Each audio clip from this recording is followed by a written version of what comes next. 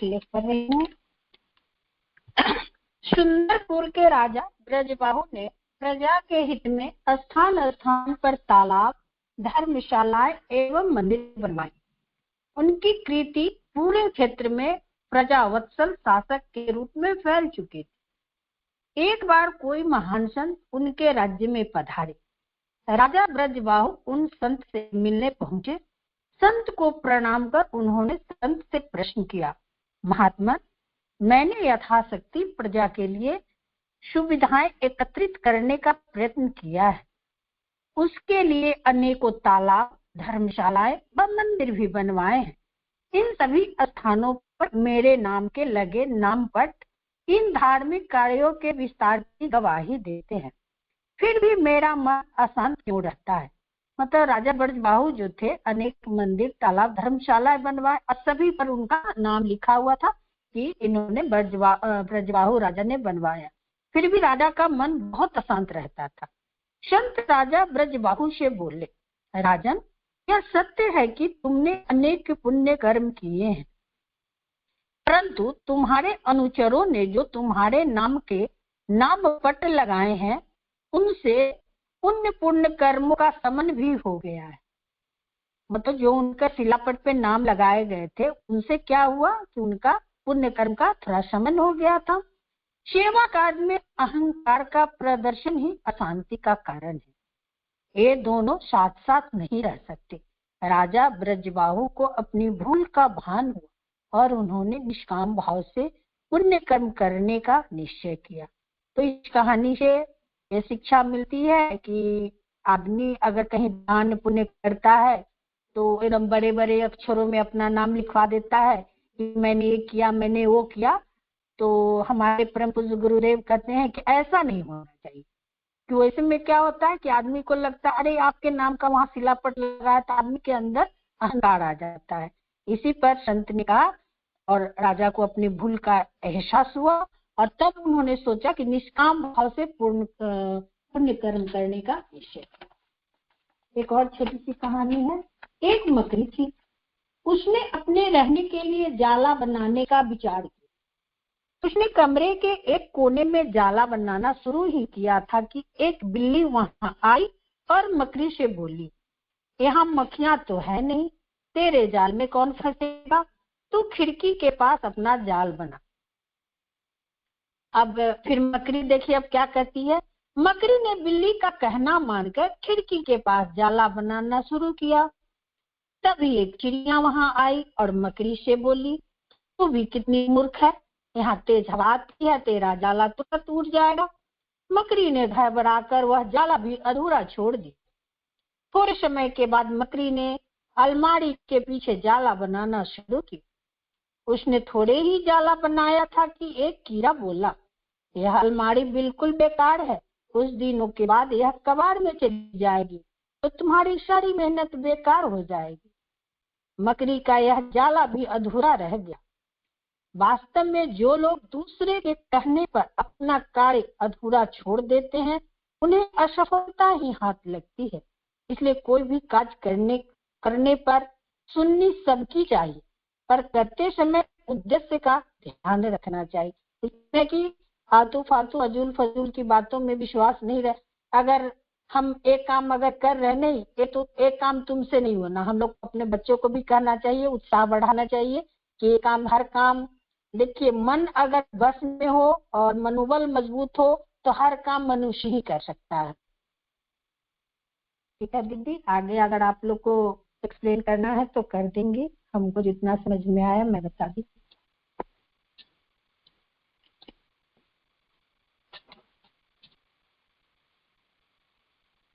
बहुत बहुत धन्यवाद अनामिका दीदी, आपने 2 कहानियां सुनाई। दोनों कहानियां बहुत अच्छी थी। जो पहली कहानी थी उससे हमें ये सीख मिलती है कि आप नेकी करिए और दरिया में डालिए। उसके बारे में आप प्रचार प्रसार मत करिए कि अपना आप नेम प्लेट वहां लगा दिए। जिस तरह अगर हमारे से कोई गलती होती है, अगर इंसान कोई पाप करता है तो वो कभी भी उसमें अपना नाम नहीं बोलता है कि ये मैंने किया है, ठीक है, फिर लेकिन उसको उस पाप का फल मिलता ही मिलता है। उसी तरह जो इंसान पुण्य करता है तो पुण्य का कर्म भी फल भी उसको मिलेगा ही मिलेगा। इसके लिए उसको सबको बताने की जरूरत नहीं है। और जो दूसरी कहानी थी, आपने बताया है कि अपने अंदर इतना मनोबल बढ़ा लेना चाहिए कि हम अपने लाइफ में, अपनी जिंदगी में जो भी काम करें, उसका जो भी मेजर डिसीजन हो हम खुद ले। हाँ, सलाह मशवरा के लिए हम अपने बड़ों से सलाह लें, ठीक है, एक्सपीरियंस लोगों से सलाह ले, लेकिन जो फाइनल डिसीजन है वो हम लोग को खुद लेना चाहिए। इससे हमारा जो सेल्फ कॉन्फिडेंट है वो और ज्यादा बढ़ता है, और आगे इससे हमें लाइफ में लोगों को भी प्रोत्साहन देने का एक कारण बन जाता है। तो बहुत अच्छी कहानी सुनाई, दोनों कहानी बहुत अच्छी थी। अनामिका दीदी, आपका बहुत बहुत धन्यवाद। अब मैं अमृता रॉय दीदी से रिक्वेस्ट करूंगी, आप अपनी स्टोरी सुनाएं, जो भी स्टोरी या जो भी आपने लेख पढ़ा है अखंड ज्योति से। मैं आपको अनम्यूट कर रही हूँ, अमृता रॉय दीदी। जय गुरुदेव, सभी दीदी को प्रणाम। आवाज आ रही है दीदी? हाँ जी दीदी। अप्रैल 2021 का है अखंड ज्योति। इसमें मैं पढ़ी हूँ मुस्कुराते रहो। बार बार हम लोग भी स्वाध्याय में भी पढ़ते हैं, तो इसी पे है। मनुष्य जीवन में मुस्कुराहट का विशेष महत्व है। मुस्कुराता हुआ चेहरा दूसरे के चेहरों पर भी मुस्कुराहट फैला देता है। इसलिए सम विषम दोनों ही परिस्थितियों में सदैव मुस्कुराते रहना चाहिए। मुस्कुराने से न केवल हम स्वयं आनंदित होते हैं, बल्कि इसके कारण संपर्क में आने वाले दूसरे व्यक्ति भी आनंद का अनुभव करते हैं। मुस्कुराहट हमारे जीवन में एक जीवनदायिनी औषधि की तरह है। इसलिए मनुष्य को हर परिस्थिति में मुस्कुराकर आनंद बिखेरने का प्रयत्न करते रहना चाहिए। मुस्कुराहट एक यौगिक क्रिया भी है, जिससे हमारे अंग प्रत्यंग स्वस्थ व प्रसन्न रहते हैं। यह एक भाव व्यंजना, संवेदनशीलता एवं अनुभूति का विषय है। मुस्कुराता चेहरा सभी को अच्छा लगता है, जिसकी अभिव्यक्ति चारों ओर सकारात्मक व प्रसन्नता का प्रसार करती है। यह एक क्षण में उत्पन्न होती है, परंतु इसकी मधुर स्मृति लंबे समय तक हमारे जीवन में बनी रहती है। जीवन में मुस्कुराहट को आयु का वर्ग के अनुसार वर्गीकृत किया जा सकता है। प्रत्येक उम्र के व्यक्तियों की मुस्कुराहट को विभिन्न प्रकार से अलग अलग संबोधनों से अभिव्यक्त किया जा सकता है। आयु वर्ग के अनुसार बाल्यकाल में बच्चों की मुस्कुराहट सबको आनंदित करने वाली होती है, क्योंकि यह निश्चल एवं निस्वार्थ भाव से ओतप्रोत होती है। बच्चे बिना किसी कारण के ही हंसते मुस्कुराते रहते हैं, और अपनी इस मुस्कुराहट के कारण वे सबको प्रसन्नता तो प्रदान करते ही हैं, साथ ही वे सबको अपनी ओर आकर्षित भी करते हैं। ऐसा हम लोग भी देखे हैं कि बच्चे जब हंसते हैं तो कितना अच्छा लगता है। युवा अवस्था में युवाओं की मुस्कुराहट के सकामता एवं प्रेम भावना होने की संभावना हो सकती है। उनकी मुस्कुराहट व्यंग्यात्मक एवं अभिवंदनीय गुणों से भी अभिपूरित हो सकती है। इसके अलावा सौंदर्य की प्रशंसा की स्वीकार्यता की अभिव्यक्ति भी मुस्कुराहट निहित होती है। तो वही वृद्धावस्था में वृद्ध जनों की मुस्कुराहट अधिकांशतः मंगलमयी व शुभकामनाओं से ओतप्रोत होती है, जिसके आशीर्वाद एवं कल्याणमयी भावनाओं का खजाना छिपा होता है। इतना ही नहीं, अच्छे कार्यों की परिणति में आने वाले मुस्कुराहट संतोषप्रद करने वाली एवं खुशी के क्षणों में खुशियां बिखेरने वाली होती है। इसके अलावा विभिन्न प्रकार के व्यक्तियों के गुण, स्वभाव व अभिरुचि के अनुसार उसकी मुस्कुराहटों को विभिन्न अभिव्यक्तियां भी हो सकती है। आज के संघर्षपूर्ण एवं तनावपूर्ण वातावरण में लोग मुस्कुराना एक तरह से भूल ही जा रहे हैं। जिस परिवार में जितना अधिक कार्य का दबाव है, उतना ही उन परिवारों के चेहरे मुस्कुराहट से विहीन है। जब व्यक्ति उदास होता है तो निराशा उसे घेर लेती है, और तब उसके चेहरे से मुस्कुराहट भी अपनी एक दूरी बना लेती है। लेकिन जब व्यक्ति उत्साहित होता है, वह आसान्वित होने से साथ उल्लास उमंग से भरा होता है, तो उसकी अभिव्यक्ति से उससे पहले उसके चेहरे पर मुस्कुराहट आती है। जीवन में समस्याएं आने पर व्यक्ति गंभीर हो जाता है, लेकिन उन समस्याओं का समाधान मिलने पर व्यक्ति मुस्कुराने लगता है। जब हमारे मस्तिष्क में कोई नया विचार आता है, कोई योजना आती है, कोई सुखद कल्पना उभरती है और कोई पुरानी सुखद स्मृति मन में उभरती है, तब हमारे चेहरे पर स्वतः ही मुस्कुराहट आ जाती है। गौर किया जाए तो मुस्कुराहट की एक अभिव्यक्ति चेहरे को तनाव मुक्त तथा विषाद मुक्त कर देती है। मुस्कुराहट की अभिव्यक्ति स्वयं को प्रसन्नता देने के साथ साथ अनेक चेहरे पर मुस्कुराहट बिखेर देती है और इस तरह से मुस्कुराहट का लाभ एक ही क्षण में कई लोगों को मिल जाता है। सदैव मुस्कुराते रहने की आदत यदि बनाई जाए तो फिर यह हमारे स्वभाव का ही एक अंग बन जाएगा, जो हमें स्वस्थ व प्रसन्न बनाए रखेगा और हमारे आसपास रहने वाले लोगों को भी मुस्कुराने की प्रेरणा देगा। गुरुदेव बता रहे हैं कि हमें हमेशा हम सभी को भी मुस्कुराता हुआ रहना चाहिए, चाहे परिस्थिति कैसी भी हो, हमें हमेशा स्माइल फेस में रहना चाहिए। जय गुरुदेव। सभी दीदी को प्रणाम।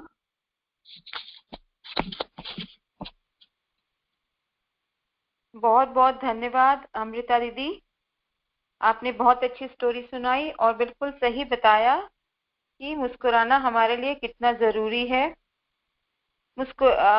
बोला जाता है कि मुस्कुराने से कई बीमारियों का इलाज भी हो जाता है। मुस्कुराने से तन मन प्रफुल्लित रहता है, जो हमारा दिमाग है वो भी बहुत रिलैक्स रहता है। तो मुस्कुराना हर किसी के लिए जरूरी है। तो ज्यादातर ये कोशिश करना चाहिए हम किसी को ऐसी बात ना बोले कि उसकी मुस्कुराहट गायब हो जाए, उसका दिल दुख जाए। कोशिश करिए कि कड़वा ना बोले, दिल दुखने वाली बात ना बोले, उनसे जुड़ी कोई भी ऐसी बात ना बोले कि उनको बुरा लग जाए।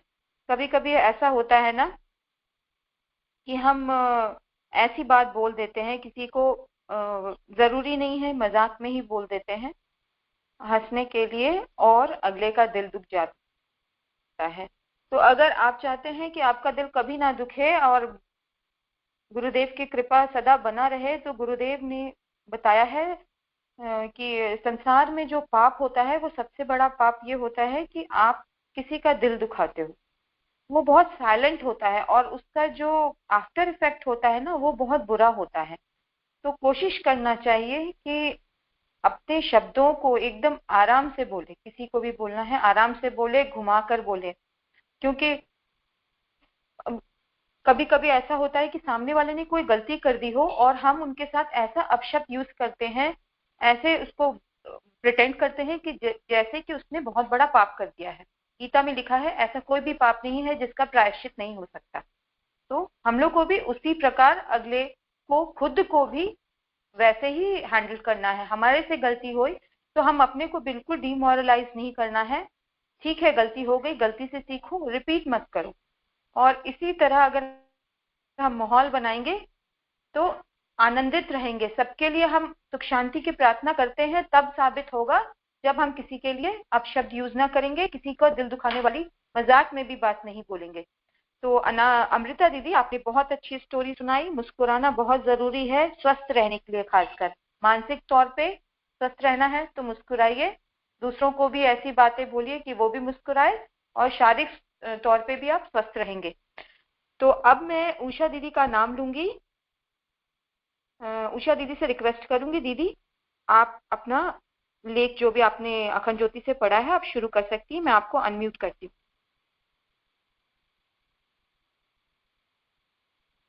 उषा दीदी।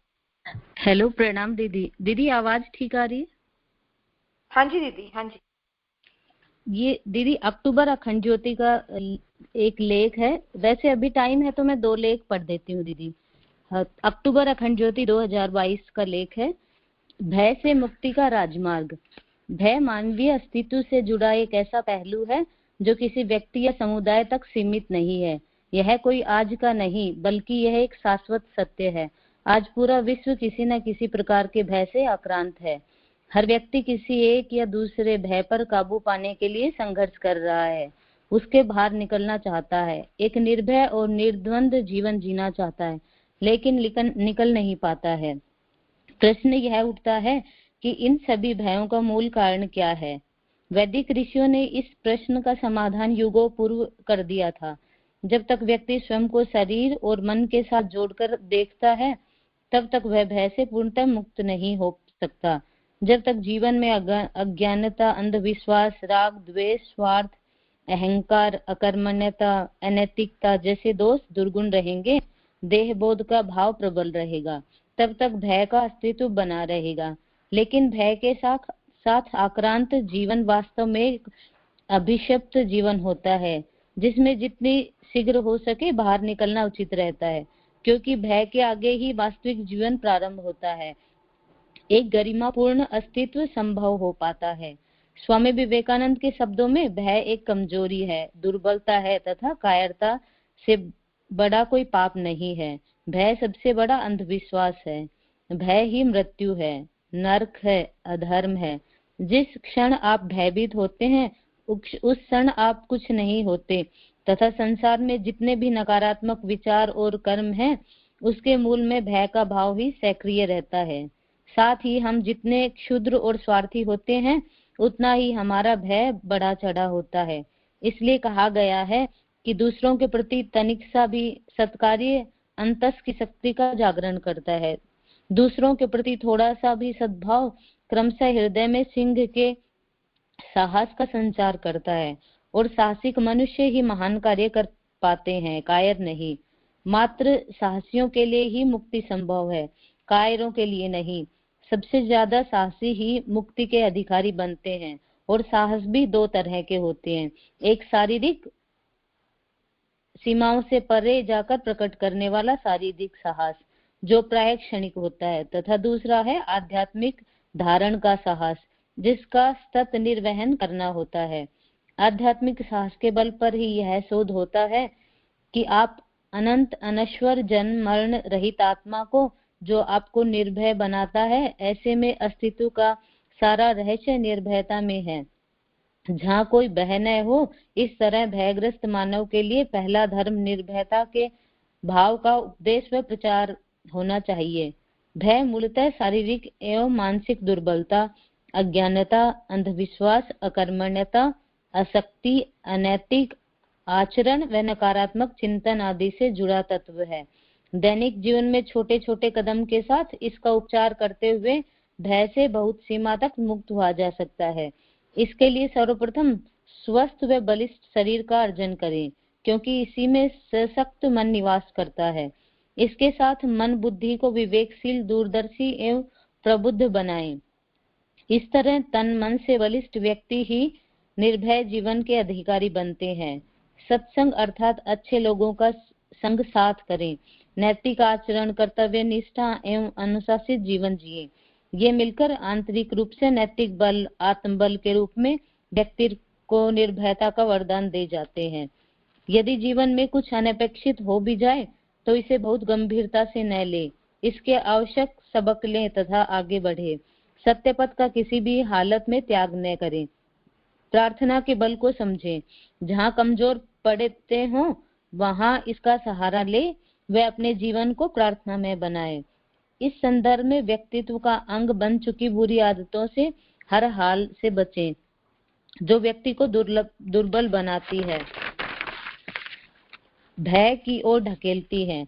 आलस्य, प्रमाद, अकर्मण्यता की स्थिति से बाहर निकले, कभी खाली न बैठे। जीवन को कर्तव्य, कर्म, श्रमशीलता एवं कर्मठता से जोड़े। फालतू की गपशप से बचें। अपनी कमजोरियों, दुर्बलताओं व छोटी छोटी गलतियों पर बड़बड़ाना, कुढ़ना व घुटना बंद करें। अपनी गलतियों से आवश्यक सबक लेते हुए सतपथ पर आगे बढ़ें। दूसरों की सहानुभूति पाने की कुचेष्टा न करें। अपनी दुर्बलताओं व दुख को स्वयं तक रखें। अपने कर्तव्य परायण में किसी तरह का प्रमाद न करें। टाल मटोल व दीर्घ सूत्रता की प्रवृत्ति से बचें। कर्तव्य पालन को आध्यात्मिक जीवन शैली का हिस्सा माने। अपने जीवन लक्ष्य की ओर सतत बढ़ते रहें तथा एक अनिश्चित मन स्थिति में डामाडोल न होते रहें। साथ ही दूसरों के साथ अपनी तुलना न करें।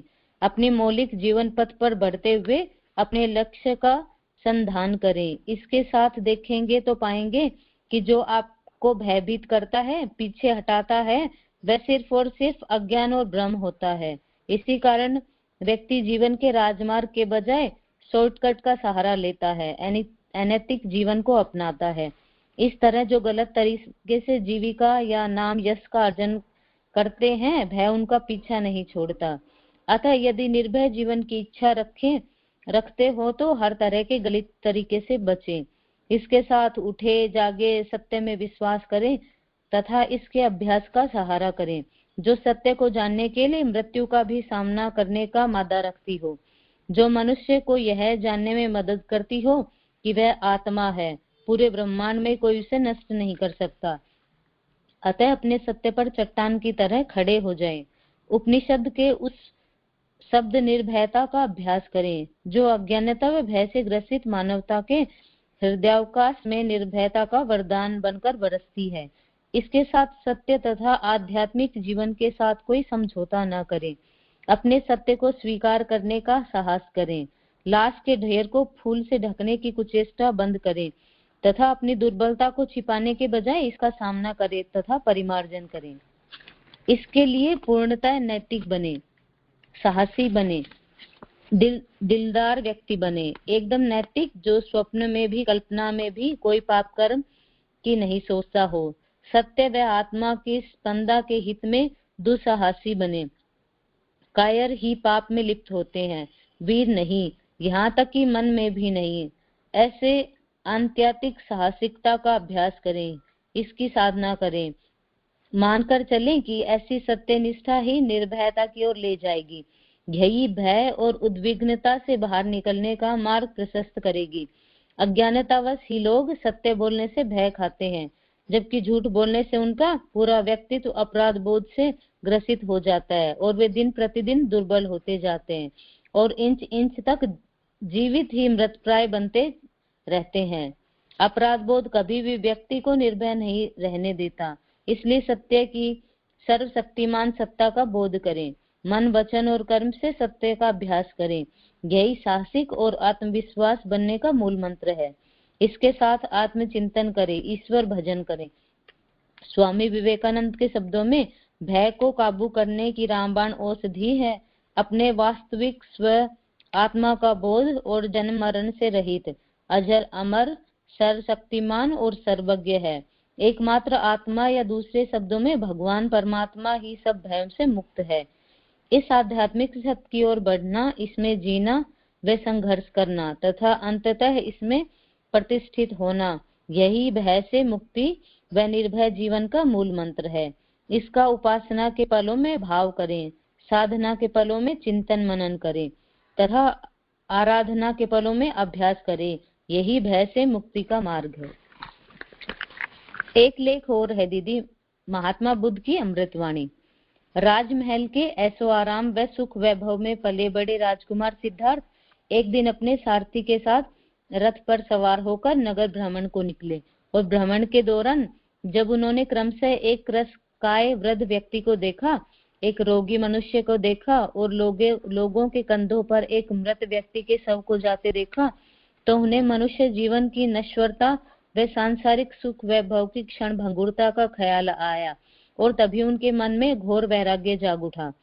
फिर उसी वैराग्य के भाव के कारण वे गृहता कर अमृतत्व की, मोक्ष की, ज्ञान की खोज में निकल पड़े। वर्षों की कठिन तपस्या के बाद अंततः उनके हृदय में ज्ञान का अमृत प्रकाश उतरा और वे सिद्धार्थ से गौतम बुद्ध बन गए। और बोध होते ही बुद्ध जन जन को ज्ञानामृत पिलाने को निकल पड़े। मार्ग में जाते हुए बुद्ध को देखकर एक व्यक्ति ने पूछा, कहो तुम कहाँ जा रहे हो और तुमने किस विचार से संसार का त्याग किया, तुम्हारा विचार क्या है? तब गंभीर और शांत बुद्ध बोले, मैंने सभी कामनाओं का दमन किया है, मैंने इंद्रियों पर विजय प्राप्त की और मुझे महान ज्ञान हुआ, मैंने निर्वाण प्राप्त किया और अब मैं संसार को अमृत का संदेश देने जा रहा हूँ। उस व्यक्ति के प्रश्नों का उत्तर देकर बुद्ध अपने मार्ग पर आगे बढ़ते निकले। जहाँ उनके कुछ नए शिष्य बने और उनको उन्होंने अमृत संदेश देते हुए कहा, हे शिष्यों, जिन्होंने संसार को त्याग दिया है उन्हें ये दो बातें कभी नहीं करनी चाहिए। सर्वप्रथम जिन बातों से मनोविकार उत्पन्न होते हों, और दूसरी वे तपस्याएं जो केवल शरीर को, मन को दुख, कष्ट व पीड़ा देने वाली हैं। इन दोनों बातों को छोड़कर बीच का मार्ग, मध्यम मार्ग अपनाओ, जिसमें मन को शांति और पूर्ण आनंद अर्थात निर्वाण प्राप्त होता है। उन्होंने 4 आर्य सत्यों को घोषित करते हुए कहा, हे शिष्यों, संसार दुखों से परिपूर्ण है, दुखों का कारण भी है, दुखों का अंत संभव है, और दुखों का अंत का उपाय भी है, मार्ग भी है। बुद्ध फिर बोले, वत्स, सारा संसार यातनाओं से भरा पड़ा है। दुख की जड़ क्या है और वह कहाँ है, इसकी खोज करो। तृष्णा और आसक्ति दुख की जड़ है। दुख रूपी पदार्थ को सुखदायी समझकर तुम व्यर्थ उसके पीछे पड़ रहे हो। सभी लोग अनित्य को नित्य, असत्य को सत्य और अनात्म को आत्मा मानकर काल्पनिक सुख का उपभोग करने की कोशिश कर रहे हैं। आसक्ति से मनुष्य अहंकार में हो जाता है, वह बिल्कुल विवेकहीन बन जाता है, जिसके फलस्वरूप वह बुरे कर्मों में लिप्त होकर दुख की दलदल में और भी फंसता चला जाता है, जिसके बाहर निकल पाना उसके लिए संभव नहीं हो पाता है। इसीलिए सभी प्रकार के दुखों से मुक्त होने व आनंद प्राप्ति, निर्माण प्राप्ति के लिए सत्य दृष्टि, सत्य संकल्प, सत्य भाषण, सत्कर्म, सत्य आजीविका, सत्य प्रयत्न, सत्य स्मृति और सत्य समाधि आदि अष्टांग मार्ग का अपने जीवन में सदैव पालन करो। इसके सिवा बुद्ध ने समय समय पर अपने शिष्यों, अनुयायियों और जन समुदाय को अन्य नीति तत्वों का उपदेश करते हुए कहा, मेरे प्रिय जनों, हमारी आज की दशा हमारे बीते हुए कल के विचारों का, मनोभावों का, कर्मों का परिणाम है। इसलिए अपने वर्तमान विचारों, मनोभावों और कर्मों को शुद्ध करो, पवित्र करो, तभी तुम सुख प्राप्त कर सकोगे। जिस तरह रथ खींचने वाले बैल के पीछे रथ का पहिया दौड़ता है, उसी तरह जो मनुष्य अपने मन में कुबुद्धि धारण कर आचरण करता है, उसके पीछे पीछे दुख दौड़ता रहता है। भगवान बुद्ध आगे बोले, उसी प्रकार मन में शुभ भावना अर्थात सुविचार धारण करके जो मनुष्य अपना आचरण करता है, वह कर्म करता है, उसके पीछे पीछे सुख छाया के समान सदैव बना रहता है। हे प्रियजनों, जिस तरह शिला में पर्वत को वायु का झोंका नहीं गिरा सकता, उसी प्रकार जिसने अपनी इंद्रियों पर पूरा अधिकार जमा लिया है, जिसका भोजन शुद्ध, सात्विक, नियमित और संतुलित रहता है, जो श्रद्धावान है, मन से सबल होता है, उसका काम और मोह बाल भी बांका नहीं कर सकता। फिर अपने शिष्यों को सावधान करते हुए उन्होंने कहा, वत्स, पाप का, कामादि विकारों का समन किए बिना जो पीत वस्त्रों को धारण करने की इच्छा करता है, जो साधना में नियमितता और सत्य की ओर जरा भी ध्यान नहीं देता है, वह पीत वस्त्रों को धारण करने के लिए सर्वथा अयोग्य है।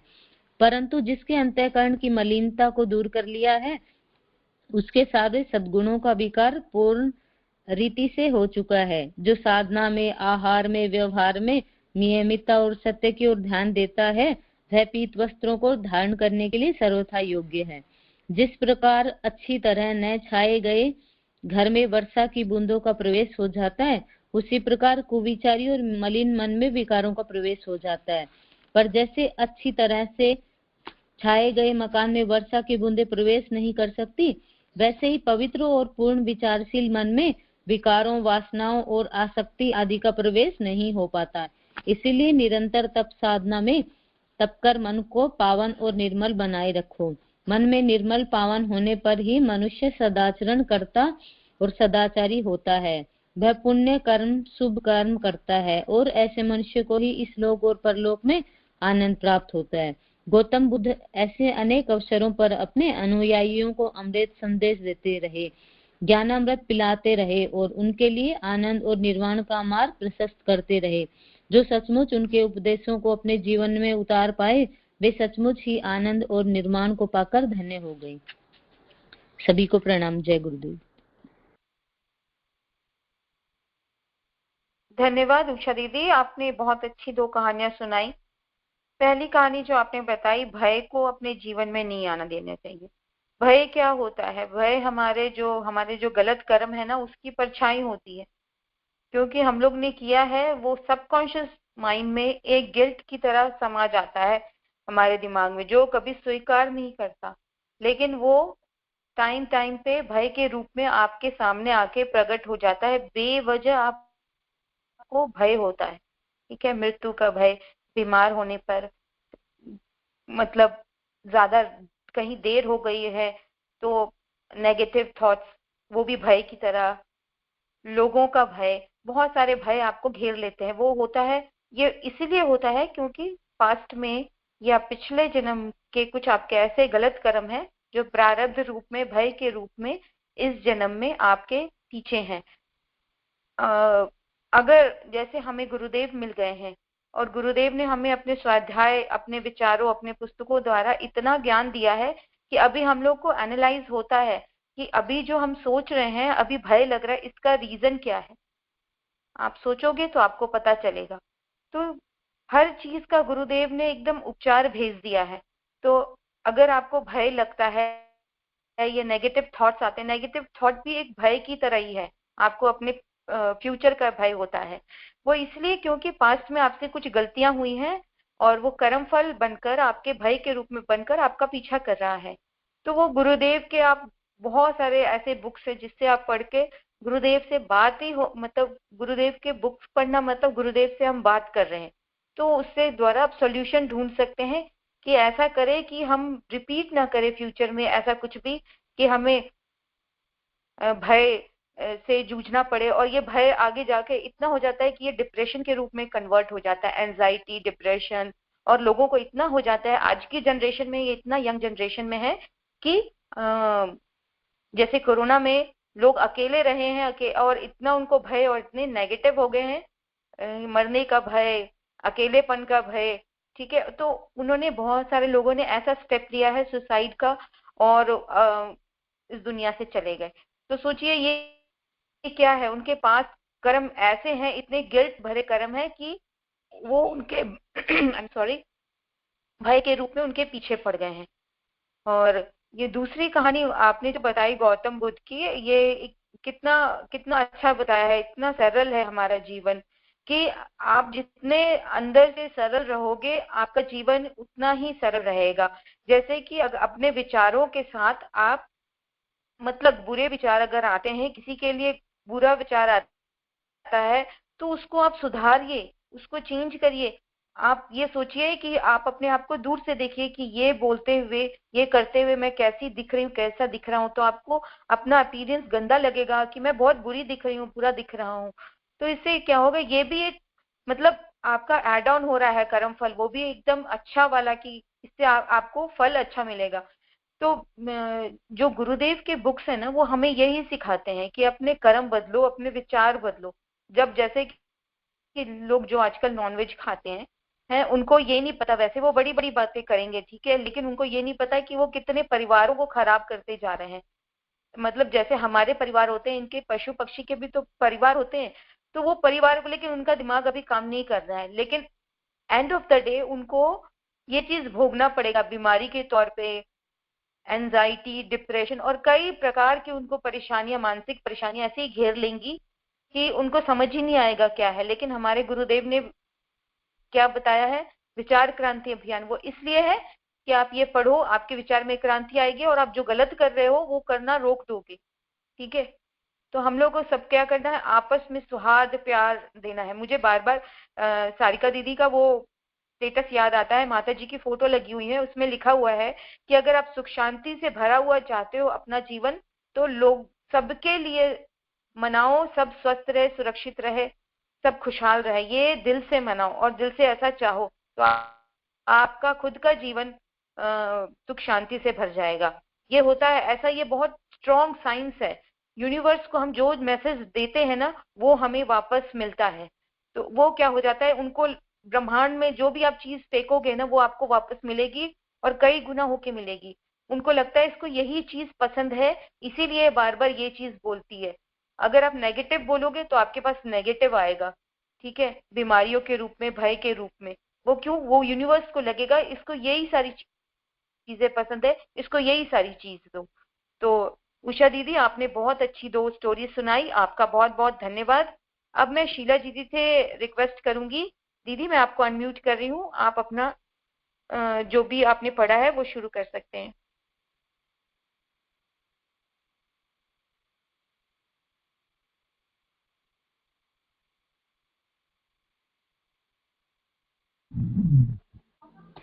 सभी को प्रणाम। बहुत अच्छा स्वाध्याय चल रहा है। थैंक यू मीकू दीदी। आज मैं जनवरी 2007 की अखंड ज्योति से एक टॉपिक लेकर आई हूँ। बहुत अच्छा टॉपिक है, मुझे लगता है कि सभी को बहुत पसंद आएगा।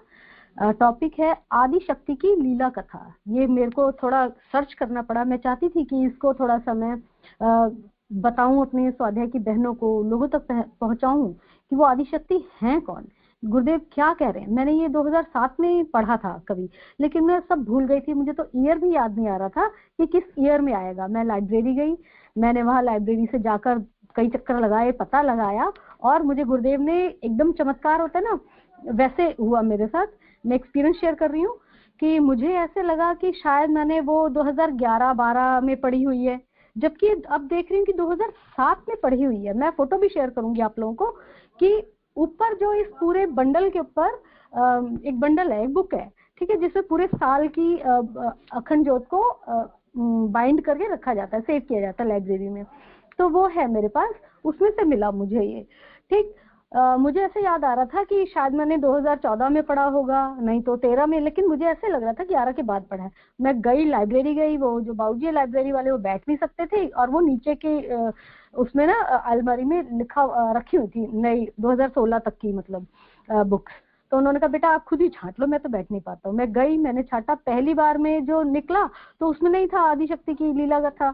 फिर मैंने दूसरा जैसे ही उठाया, मैंने कहा गुरुदेव प्लीज ढूंढवा दो ना, कितना टाइम लग रहा है मुझे। तो वो सेकंड जो मैंने रोल निकाला ना, उसके अंदर ही मिल गया। और जानते हैं ऊपर उसके 2015 लिखा हुआ, और अंदर जब खोल रही हूँ तो 2007 के टॉपिक्स हैं ये, 2007 की अखंड ज्योत निकल रही है। तो ये मैं अपना एक ना एक्सपीरियंस शेयर कर रही हूँ, एक चमत्कार गुरुदेव का शेयर कर रही हूँ। हमेशा गुरुदेव से प्रार्थना करती हूँ कि हे भगवान, प्रार्थना, आपकी कृपा तो हर किसी के साथ हर समय है, लेकिन हमें उसकी अनुभूति भी हो कि आप कृपा कर रहे हैं हम पर, ये भी बड़ा जरूरी है। तो गुरुदेव ने अपनी कृपा मुझ पर की है, और आज मैं ले रही हूँ आदि शक्ति की लीला कथा पार्ट 1।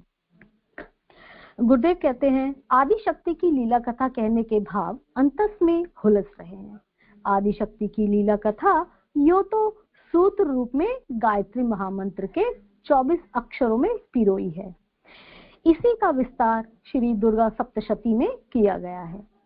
युग युग में माता के भक्तों ने कहा और सुना है, कहते हैं कि ऋग्वेद के ऋषि अमृण की कन्या वाक की साधना की सिद्धि के रूप में यह कथा अंकुरित हुई। देखिए कथा कहाँ से प्रारंभ हो रही है, गुरुदेव बता रहे हैं।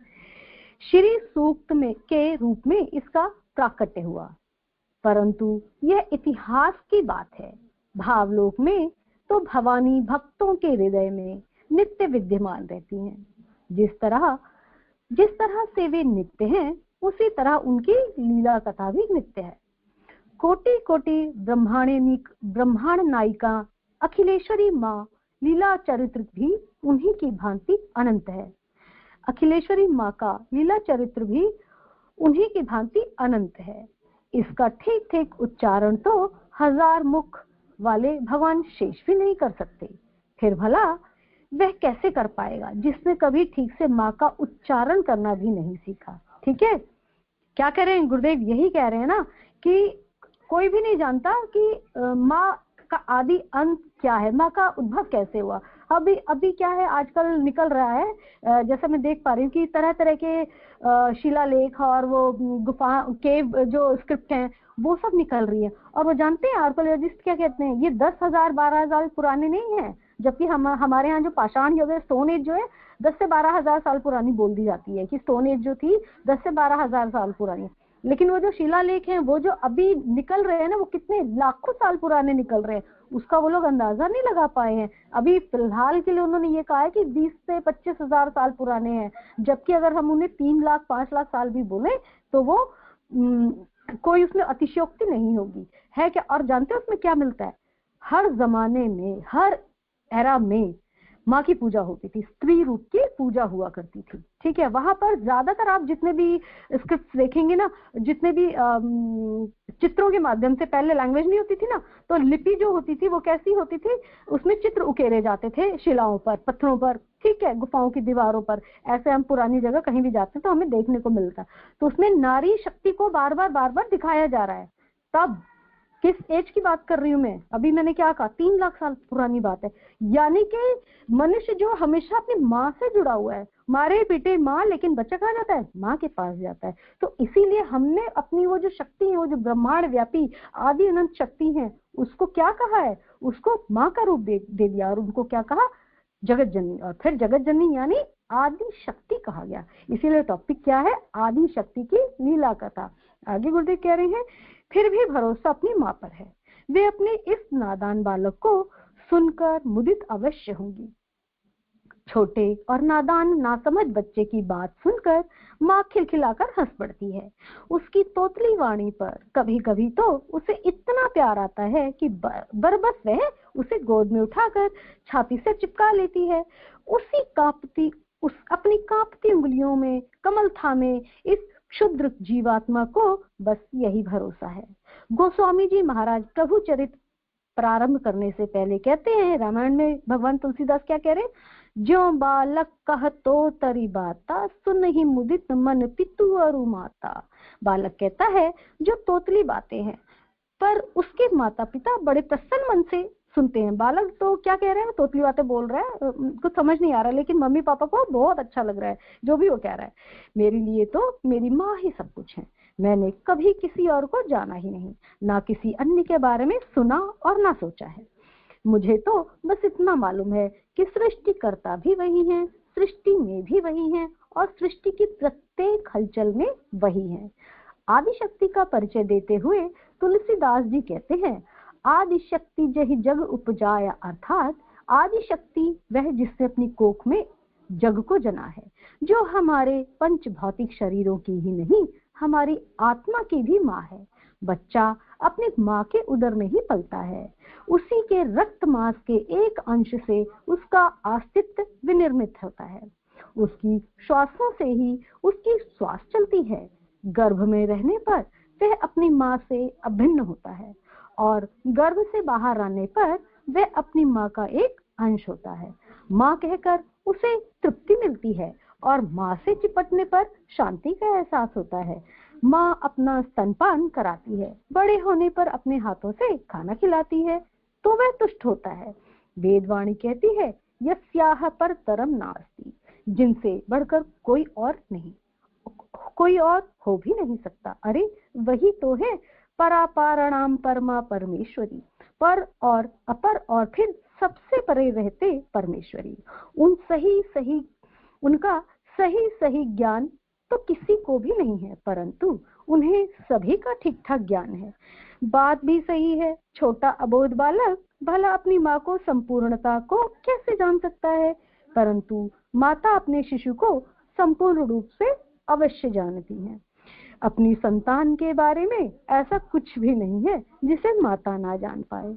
उसे यह ज्ञान संतान के कहने या बताने पर नहीं होता, बस वह अपने अंतस के अनुभव से जानती है। प्रज्ञावान भले ही इसे अतिशयोक्ति माने, परंतु श्रद्धावानों का संपूर्ण सच है। उनका अनुभव तो यही कहता है, प्रत्येक माँ सचमुच ही अंतर्यामी होती है। अपने ना बोल पाने वाले बच्चे की भी हर बात को वह बड़ी आसानी से समझ जाती है, क्योंकि उसे वाणी की चतुराई नहीं, भावनाओं की सरलता छूती है। उन्हीं की सजलता उसे भिगोती है। इतनी बात को तो साधारण मानवी माताओं की है। फिर वह माँ जो जगत धात्री है, उनका अंतर्ज्ञान तो अनंतता से भी अनंत है। सच तो यह है कि उन्हें तो पुकारना भी नहीं पड़ता, उनका हृदय तो संतान की धड़कनों के साथ धड़कता है। सर्वमान्य सच है कि अपनी अज्ञानी और अबोध संतानों की माता चिंता न करे, तो फिर कौन करेगा? बच्चा तो बच्चा ठहरा, वह तो आग में हाथ डाल सकता है और सांप को पकड़ लेता है, वह आग उसे जला दे, वह यह सांप अगर उसे डस ले तो केवल रो सकता है। ऐसों की चिंता तो माँ को करनी ही पड़ती है, उन्हीं को दौड़ना भागना पड़ता है। अपनी माँ की इस आदत को हम भी जान गए हैं और तभी तो हो गए हैं संपूर्णतः निश्चिंत, क्योंकि हमें मालूम हो गया है कि हम कितने ही मूर्ख एवं अज्ञानी क्यों ना हो, परंतु अपनी माँ संपूर्ण ज्ञानी है। क्या कह रहे हैं गुरुदेव? गुरुदेव कह रहे हैं माँ सर्वज्ञानी होती है। ठीक है, छोटा सा बच्चा है, अबोध बालक है ना, उसको कुछ नहीं पता, लेकिन उसकी मम्मी को पता होता है कि इसको क्या चाहिए। मम्मी उसकी तोतली भाषा भी समझती है। इवन पापा जो होते हैं, पापा नहीं समझ पाते हैं तोतली भाषा, वो उसकी माँ से ही पूछते क्या कह रहा है अभी, क्योंकि पापा ज्यादा टाइम स्पेंड नहीं करे, माँ पल पल हर पल उसके साथ है। वो कब से साथ है? जब वो उसके वॉम्प में आया, जब उसके गर्भ में आया बच्चा, वो तब से जान दी अभी मेरा बच्चा मूवमेंट कर रहा है। तो अभी हम लोग यहाँ आओगे संस्कारवान पीढ़ी में यही सब चीजें तो बताते हैं कि आपका बच्चा आपसे बात करे, आप अपने बच्चे से बात करें। एक ही शरीर में दो आत्माएं एक साथ बात करती हैं, तो कैसे नहीं कनेक्शन होगा उन दोनों का? होगा ना कनेक्शन। तो हम जितनी भी अच्छी हैबिट्स उनमें डाल सकते हैं कि नहीं डालते हैं। इसीलिए तो माँ कहा गया है, माँ क्रिएट कर रही है, सृजन कर रही है। एक वो जो बीज उसके पिता ने उसके वॉम्प में डाल दिया, उस बीज का सृजन कर रही है माँ। माँ एक बीज को क्या बना देती है? जैसे धरती माता एक बीज को वृक्ष बना देती है, ठीक उसी तरह से माँ एक छोटे से स्पर्म को, एम्ब्रियो को मिलाकर क्या बना डालती है। प्रकृति ने क्या किया हमारे साथ? हम एक मानव खड़ा कर देते हैं, लेकिन अपने ही जैसे एक और मनुष्य पृथ्वी पर ला देते हैं। कितनी एबिलिटी दी है, हम कभी सोच कर देखें कि हमें भगवान ने एक नारी बनाकर कितना सक्षम बनाया। हम अपनी शक्तियों को पहचाने। शक्ति कौन है? माँ का स्वरूप है। हमारे अंदर जो शक्ति है उसको क्या कहा गया? माँ कहा गया। शिव को पिता और शक्ति को माँ कहा गया। तो माँ कितनी शक्तिशाली हो सकती है। तो मैं सारी बहनों को कहूंगी, बिल्कुल भी अपने आप को कमजोर मत समझिए। बार बार क्या कहा उषा दीदी ने पढ़ा ना, साहसिक बनना है, भय मुक्त होना है। कैसे? अपनी शक्तियों को तो पहचाने। हम गुरुदेव बार बार शक्ति पहचानने के लिए तो बोल रहे हैं, और दुर्गा सप्तशती भी हमें यही बता रही है कि जितना भी है, देखिए सारे देवता बेचारे हारने के बाद कहाँ चले गए थे? इकट्ठे हुए थे ना, और उन्हीं के अंदर से निकला था जितना भी तेज था, जिसकी जो क्वालिटी थी वो निकलकर माँ शक्ति के रूप में परिणित हुई थी। तो हमें ज्ञान करवा रहे हैं गुरुदेव, हमें ये बता रहे हैं हमारे भगवान, ये कह रहे हैं कि सब कुछ तुम्हारे अंदर है, जरा अपनी शक्तियों को संगठित तो करो। दुर्गा यानी संगठन की देवी है। और जहाँ दुर्गा सप्तशती तो पढ़ी जा रही है, पाठ हो रहा है उसका, लेकिन आपस में संगठन नहीं है। इसका मतलब वहाँ पाठ ठीक से नहीं हो रहा, आप उसे फॉलो नहीं कर रहे हैं। जहाँ लड़ाई झगड़े हो रहे हैं, यानी वो दुर्गा सप्तशती जो है सिर्फ और सिर्फ ओरली रीड की जा रही है, वो समझी नहीं जा रही, जीवन में उतर नहीं रही है। आगे बढ़ते हैं। सर्वमान्य सच यही है कि अपनी अज्ञानी और अबोध संतानों की माता चिंता न करे तो फिर कौन करेगा? बच्चा तो बच्चा ठहरा, वह तो हाथ में आग में हाथ डाल देगा, सांप को पकड़ लेगा, आग उसे जला देगी। सांप उसे डर लेगा तो उससे रो सकता है और कुछ भी नहीं करता। लेकिन ऐसों की चिंता कौन करेगा? माँ करेगी। उन्हीं को दौड़ना पड़ेगा, भागना पड़ेगा। अपनी माँ की इस आदत को हम भी जान पाए हैं, और तभी तो हो पाए हैं संपूर्णतः निश्चिंत, क्योंकि हमें मालूम हो गया है कि हम कितने ही मूर्ख एवं अज्ञानी क्यों ना हो, परंतु अपनी माँ संपूर्ण ज्ञानी है। उनके बारे में वेद कहते हैं, यस्याह स्वरूपम ब्रह्मदयो न जानन्ति तस्मादुच्यते अज्ञेया। जिनके स्वरूप को ब्रह्मा आदि देवता भी नहीं जानते, इसीलिए तो उन्हें अज्ञेय कहते हैं। इन देवताओं की बात तो मुझे नहीं मालूम, इनके ज्ञान के बारे में भी नहीं पता, परंतु इतना तो पक्का है कि आदि शक्ति कही जाने वाली मेरी माँ ममतामयी है। वे बड़ी आसानी से अपने बच्चों को, अपने सरल हृदय शिशुओं को अपना सारा भेद बता देती हैं। इसीलिए 3 उंगलियों में थमी इस कलम से आदि शक्ति की लीला कथा के दार्शनिक, यौगिक, मांत्रिक और भक्ति में रहस्य को प्रकट होने लगे तो अचरज नहीं करना चाहिए। अपनी भक्ति में भावना कहती है कि भगवती ऐसा ही करेंगी। उनकी अहेतु की कृपा से मूक वाचाल बनेगा और पंगु गिरी को लांघेगा ही।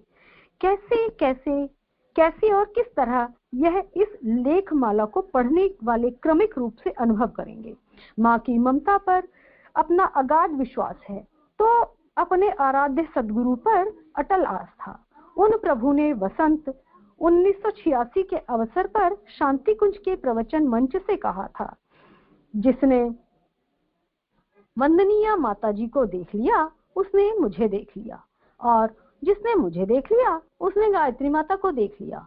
इसका सामान्य अर्थ यही है कि परम पूज्य गुरुदेव भगवती गायत्री एवं माता भगवती देवी शर्मा तत्वतः भिन्न नहीं है। प्रकारांतर से यह भी कहा जा सकता है कि एक ही लीला कथा के शेष दोनों की लीलाएं अंतर्लीन हैं। क्या कह रहे हैं गुरुदेव? गुरुदेव यही कह रहे हैं, यहाँ जो श्रद्धेय पिताजी ने लिखा है इसको, इसके संपादक वही हैं।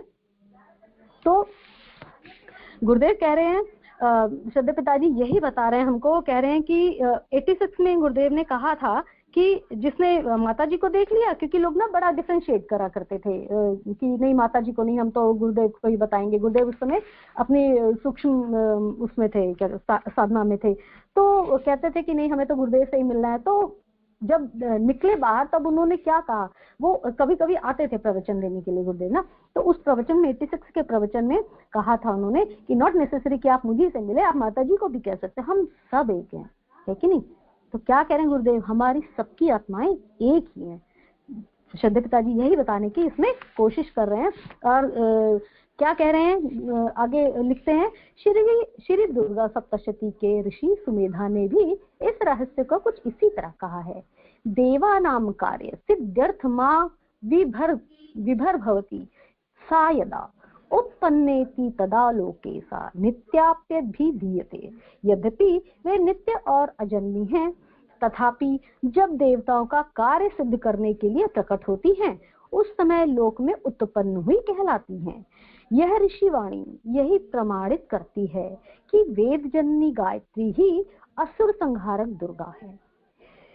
वे ही सीता और राधा, वे ही श्री रामकृष्ण की लीला सहचारी श्री मां शारदा हैं, और उन्हीं का आविर्भाव प्रभु श्री राम की लीला सहधर्मिणी वंदनीय माता भगवती देवी के रूप में हुआ। वे आदि शक्ति ही युग युग में युग शक्ति बनकर अवतरित होती हैं। श्री दुर्गा सप्तशती उनकी ही दार्शनिक, मांत्रिक एवं यौगिक लीला कथा है। इसका श्रवण, पठन और मनन अपने पाठकों को हम कराने जा रहे हैं। जो भक्त हैं वे इसे पढ़कर भक्तिमय होंगे। दार्शनिक जिज्ञासुओं को इसमें सृष्टि विद्या एवं आत्म विद्या के रहस्य मिलेंगे। मंत्रवेत्ताओं को यह लीला मंत्र साधना के अनगिनत नव आयाम देगी। योग साधक इसमें योग के विविध रहस्यों को पा सकेंगे। ऐसा उन संतान वत्सल परम करुणामयी माँ का हम बालकों को आश्वासन मिला है, जिनके हाथों से वे श्री दुर्गा सप्तशती की गायत्रीमय व्याख्या प्रस्तुत करा रही हैं। बालक को तो बस थोड़ा संस्कृत है, क्षुधा तृषार्ता जननी स्मरंती, अर्थात भूख प्यास लगने पर अपनी माँ का स्मरण करने का भर का ज्ञान है। परंतु उन ज्ञानमयी का ज्ञान कोश अक्षय है, और उसी का एक लघुतम इस लेखमाला के अगले लेखों में प्रकट होगा। इसमें पाठक यह जानेंगे कि श्री दुर्गा सप्तशती कैसे गायत्री में है। ये जो है पूरा का पूरा जो हमें मिला है 2007 की अखंड ज्योति से है। इसी को मैं आगे भी कंटिन्यू करना चाहूंगी, अगर ग्रुप में टाइम होगा तो मैं ऐसे ही, क्योंकि 10 मिनट का है, मुश्किल से देखिए 10 मिनट में कंप्लीट हो गया ये। थोड़ी सी अगर व्याख्या करेंगे तो अगली बार करूंगी, क्योंकि आज तो टाइम हो गया है, तो आज तो मैं ज्यादा इसकी व्याख्या नहीं करूंगी।